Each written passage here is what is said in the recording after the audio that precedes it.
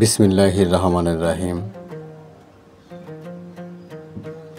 পর্ব ৫, সূর্য থেমে যাওয়া, যুদ্ধের সময়।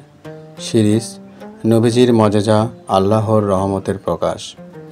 যখন আল্লাহর রাসূল সাল্লাল্লাহু আলাইহি ওয়াসাল্লাম এর জীবনে প্রয়োজন হতো, তখন সূর্য তার নির্দেশে থেমে যেত। এই কি শুধু ইতিহাস? না, বরং আল্লাহর প্রিয় হাবিবের মর্যাদার নিদর্শন। ইবনে কাসিম রহমতুল্লাহ আলাইহি এবং ইমাম বাইহাকি রহমতুল্লাহ আলাইহি হাদিসে বর্ণনা করেন, নবীজি সাল্লাল্লাহু আলাইহি ওয়াসাল্লাম এক গজওয়ার বিজয়ের পর একটি গুরুত্বপূর্ণ আমল করতে চেয়েছিলেন,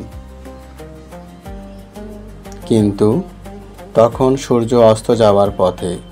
তিনি আল্লাহর দরবারে দোয়া করলেন,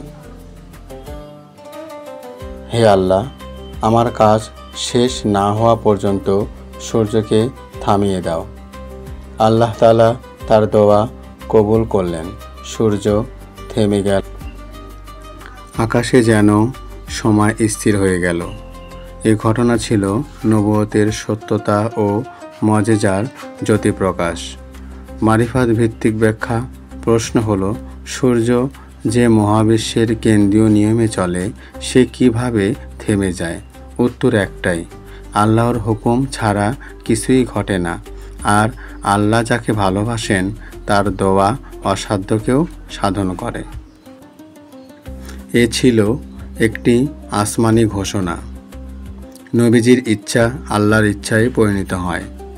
এটাই মারিফাত, এটাই ভালোবাসার আসল রূপ। ভাই ও বোনেরা, আজ আমরা যদি তার মজেজা স্মরণ করে তার সুন্নাহ আঁকড়ে ধরি, তবে আমাদের জীবনেও আসমানি রহমতের দরজা খুলে যেতে পারে।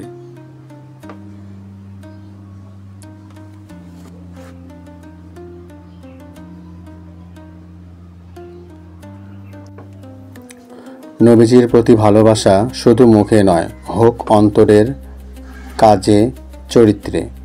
এই মজেজা শুধু ইতিহাস নয়, বরং ঈমানের শক্তি।